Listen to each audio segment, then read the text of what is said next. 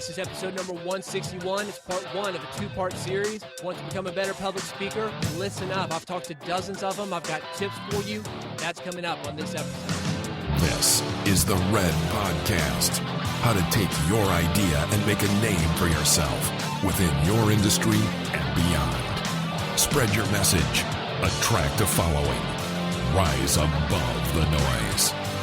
Here's your host, David Hooper. Before I built the Red Room, which for all intents and purposes is a walk-in closet, full of foam, full of recording equipment, it's full of packing blankets to dampen the sound and make it a dead room, had to wire things up.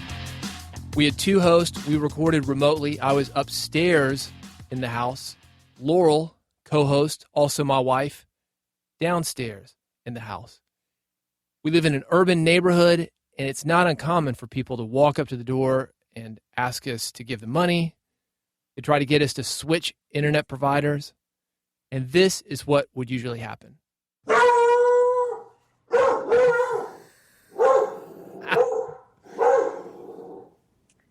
Saw her coming. Who is it? She just put a flyer on our door. Wow. It was good timing, though. That was perfect timing. Go to your bed. Go to your bed. It's okay. She's gone. So that doesn't happen anymore, not on Red Podcast, because the Red Room is basically soundproof. Can't hear the dog, can't hear people knocking on the doors, but it still happens. And last week, had a guy show up. Again, it's an urban neighborhood, and by that I mean sidewalks, cars parked on both sides of the street. And because of that, what this guy was selling was an offer to spray paint our house number on the sidewalk to make it easier for emergency crews to find us in the event of an emergency. Now, why would he do this? This is not something that I normally would be in the market for. I've known about this, know how the business works, because strangely enough, a lot of musicians do this to make side money. It's easy money, it's quick, and it's something that a lot of people will buy. But it's not something that I would normally be interested in. But with the guy right in front of me, the fee being only $10, I said, yeah, why not? Go for it. Help a guy out. Make my home a little bit safer. He did it. Gave him $10. Done. End of story. Now, why do I bring this up? Because it's not something that I was looking for. It's something that had value. But if he had approached me in a different way, say a direct mail piece or telemarketing, or if I'd seen an ad for this service, no way would I have acted upon it, taken him up on the offer. Direct sales works. Getting in front of people, that works. That's what I'm talking about on this episode and the next. It's a two-part series, Public Speaking Secrets. This is the Red Podcast, the podcast for influencers. If you are a blogger, a podcaster, speaker, marketer, nonfiction author, or entrepreneur, this is the podcast for you. Focus is how to take your idea, make a name for yourself, and make money. I want you to think about this. The bloggers, the podcasters, the speakers, the marketers, the authors that you know, the ones that are doing well, they're great at public speaking. May not be the best speakers, but even with lack of speaking skills, simply standing in front of a crowd of people is a great way to reach an audience. Not only can they listen to you, but they can see you, smell you, touch you, taste you. They got really close and you were into that. So why don't more people do this? Public speaking is a huge fear for most people. For the last couple weeks, I've talked with great public speakers. I've talked to them via phone, via email, via Skype, and I've put together a list of tips and techniques that I feel will help you if you're interested in public speaking. The very best thing about public speaking, it's not only that you're reaching everybody with all their senses, it's that you're reaching a lot of people at once. You're on stage, you're saying one thing, and you're reaching potentially hundreds, maybe even thousands of people at one time. Now, that might not seem like a lot. When we look at podcasts, blogs, you think about books sold, we think of thousands, tens of thousands, but 500 people is a lot of people. And it's very efficient when you can do the work once, say what you're going to say, and reach all those people in a personal way.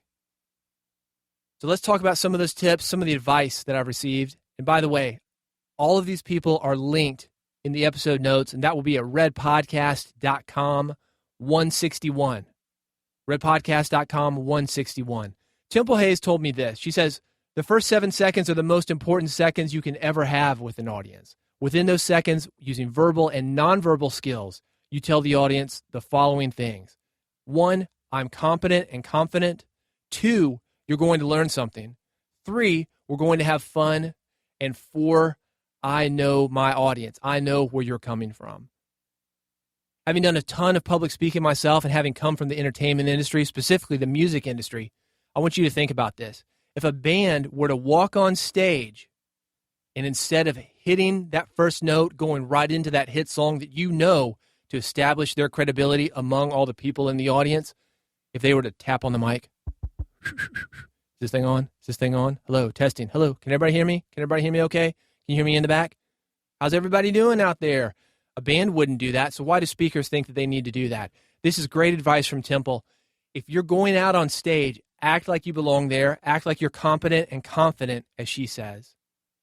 Let the audience know through your body language and through your confidence that they're going to learn something and that they should be listening to you and that it's going to be fun. It doesn't have to be a stick-in-the-mud, middle management type person that you would see at a cubicle job. It's going to be fun. You're in charge. You can make it whatever you want it to be, but that first 7 seconds, that sets the impression for the whole thing. The audience has a limited attention span, especially now with everybody holding a cell phone almost constantly. Our attention spans are getting shorter and shorter. It's much tougher for you to win back an audience, win them over later in a presentation, rather than initially, first 7 seconds, most important. Chiak, she's an etiquette consultant and keynote speaker. She talked to me about storytelling. She says, as a keynote speaker, one of my tools that I've found useful when speaking is storytelling. I speak on social and business etiquette to small groups, and I've found that telling stories about my experiences that are related to that subject works better for me as opposed to just speaking facts. Stories connect you to the audience and help them to relate to the message that you're trying to get across.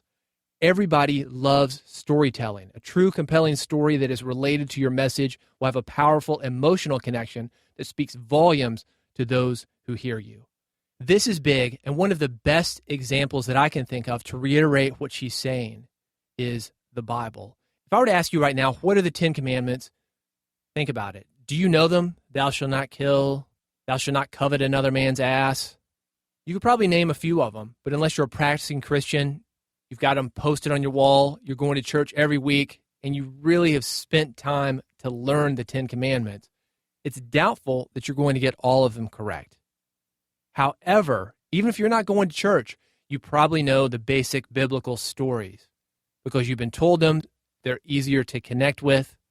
They're easier to memorize. And we've heard them again and again and again. So storytelling, if you can do that, even if you're not a public speaker, let's say you've got a podcast, let's say you're doing a book, let's say you're being interviewed on a podcast, radio, or television show, incorporating storytelling is going to make your message stick.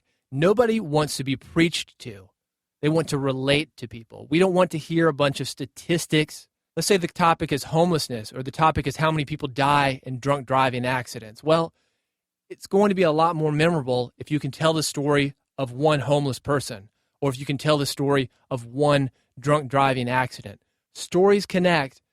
Facts cause people to check out. Yet, you can incorporate those facts within a story and really have the impact that you're looking for. So focus on that. If I were to write a book, and I am actually writing a book right now, I'm trying to have how-to information. I've got facts that will back up that how-to information, but I've got stories to make everything memorable and make it easier for the information to be implemented. So if you can do those 3 things, facts, stories, and how-to information in your speech, in your interviews, in your books, you're going to be a lot more memorable than simply facts, which might be more relevant in a lot of ways than stories, but won't connect. Let's talk about PowerPoints, slides on Apple, Keynote, which is what I like to use when I use it, and I'll tell you how I use that in a minute. Gail Carson says this about PowerPoints. Most audiences hate PowerPoints, so make sure if you do use them, you don't look at them and you know your points cold if the AV gives out. 3 points to a slide is sufficient. Invoke the audience. Ask their input. Ratings always go up when the audience is involved. You should have basic bullet points from your speech, either on an index card or on the PowerPoint that you can work from. But you should know your presentation so well that you don't need any of these things. And I agree with that. I will say this about PowerPoints. I like to put one visual image per slide. Anytime I give a speech, let's say it's a 45-minute speech, I'm not going to have more than 10 slides. One big visual image, usually no words. It's very rare for me to give a speech with words because when I'm giving a speech, and this is an ego thing, this is being an influencer, and that's what I'm trying to tell you how to do here on this podcast, Red Podcast, the podcast for influencers. You want people to be watching you. You're the authority. You're the person in charge. Remember what I said just a minute ago about facts. Not really important. People aren't going to remember them, but people will remember stories. They are going to remember the connection. And because of that, all attention on you. Half the speeches I give, I don't actually even use PowerPoints. I think it's great if there's a big screen, and I think it can help you to fill a huge stage. If you've got a big audience, you've got a big stage, you've got lighting, and everybody else is using them, they're kind of expected of you. The purpose of the PowerPoint is to help you convey your message. You're not trying to convey the message of the PowerPoint. So never, ever put a bunch of facts and figures. Maybe a graph will help you to convey that message. But again, this is just support for you. It's not you trying to read from the PowerPoint. It's supportive material. It's the sidecar to your motorcycle. Who's in charge here? You are. You're the influencer. You're the one that people should be watching. Ditch the PowerPoints if you can, or have them back you up to make your presentation even stronger. A lot of people, when they're on stage, they think, hey, it's not about me, it's about the audience. But Denai Escanavarino says this: I've learned to talk about myself a bit to connect with the audience, even though I prefer focusing on the subject matter. That's big. If you listen to the very first 150 episodes of Red Podcast, when I was doing this with my co-host Laurel, we would always spend the first couple of minutes just chit-chatting, sort of like I did on this episode where I talked about the guy coming and knocking on my door, giving you a little bit into the lives of me, and when she was on, into the lives of Laurel. And that wasn't by accident. That's to get you connected to Red Podcast, so you feel that you know me. You know who I am. You know why you should listen to me. And this is the same when you're giving a speech, when you're writing a book, when you're doing an interview. Talk a little bit about yourself, but don't always turn it back to you, because ultimately it is about the audience. You just want the audience to be able to know you, to like you, to trust you, to be able to relate to you. And that's the reason to do that. Always have a purpose. Just like the PowerPoints I was talking about, the purpose of those is to fortify your speech, make it stronger, make the points that you're making more memorable. The same with letting people know a little bit about you. And you can see how this all connects. The stories, the PowerPoints, letting people know about you. This is part of the complete message, which is why I'm putting it all together in this episode. How about eye contact? Stephen Elliott Buckley, he says this: some people say that for people who are getting comfortable doing public speaking, they should look at the back wall if making individual eye contact around the room is intimidating. If you've ever had any kind of public speaking training, a lot of people are nervous, and one of the things that they tell people that are nervous is to look at the back of the room. Don't focus on any one person. Just look at the back of the room. It'll look like you're engaged. You'll hold your head up high, and it will look like you're talking to somebody in the very far back, just missing the first few rows. He says, this, I feel, stunts a speaker's ability to actually present himself as human in front of a group. It's better to scan the room and pick a person at each table or segment of the audience who is most welcoming and return to them with eye contact. And if that increases anxiety, as a stopgap, choose someone at each table or segment who happens to not be looking at you and look at their faces. That way, others will see you connecting with humans instead of the back wall or a table centerpiece. This, to me, is huge. It's one person speaking to a group of maybe a dozen, 100, sometimes thousands of people. But ultimately, what you're trying to do is have a one-on-one connection. Just be a little bit more efficient about it. And this can help you have that perception of individual connection, even though you're talking to a lot of people. The same thing can happen with podcasting, and this is one of the reasons that podcasts are so popular. It's one person listening to another person via headphones. In this case, it's me speaking into a microphone and you receiving that message directly into your ears, one-to-one, just like you were here individually. That's the kind of thing that you want to try to do during your public speaking. There may be hundreds of people in the audience, During your life, you've probably been in an audience where you're sitting there with several other people. There's a person in the front of the room talking to everybody in the room, but something that person says makes you feel as if that person has a message directly for you. That's what you're trying to do, and this is a great way to do it. Connecting with a friendly person in each section, and if that makes you nervous, just looking like you are, making the effort to connect, and then going around the room, showing your humanity, as opposed to just being a robot in the front of the room, looking toward the back and not connecting at all. A common thread that came up with a lot of the people that I talked to, and I'm in agreement with this. This is something that I do. In fact, I'm going to a meeting tonight. Toastmasters, this came up a lot. And if you're not familiar with the Toastmasters organization, go to toastmasters.org. There's several communities. There are thousands of chapters in the world. Where I am in Nashville, we have dozens of chapters, the oldest of which has been going on since the 40s. So this is a long-standing organization, a rich history. A lot of professional speakers have come up through Toastmasters, and if you work the plan works. Toastmasters.org is where to get information on that. Type in your city, and they will let you know the meetings that are near you. So check that out if you're interested in getting connected with other people that are into public speaking and interested in getting better at your own public speaking. I've been to several different Toastmasters clubs, and every time I found them to be a bunch of great people who want to get better and want to help you get better. They're open-minded, they're encouraging, it's non-judgmental. Everybody's there for the same reason, which is to get better at public speaking, and that is a great way to do it if you're interested in getting better at public speaking yourself. Even if you're already pretty good, you can always improve. Toastmasters.org for more information about that. Thanks to everybody that I talked to. I've got part 2 of this series coming up. That will be at redpodcast.com/162. If you've got questions or comments about public speaking or anything related to becoming an influencer, reach out to me. You can do that via Twitter. At David Hooper is my username. You can follow the Red Podcast there as well. At the Red Podcast is our username for updates on new episodes. Hey, speaking of getting better, if you're interested in connecting with other bloggers, podcasters, speakers, marketers, think about joining Red Insiders. This is a free group that I started. Redpodcast.com has more information on it. This is your opportunity to talk to me one-on-one about how to grow your business and spread your message. Redpodcast.com has more information. Go there, including links to everybody that I talked to for this episode. And I'll see you for the next episode, 162, where I'll continue this discussion, part 2. About how to become a better public speaker. I'll see you on the next episode of Red Podcast.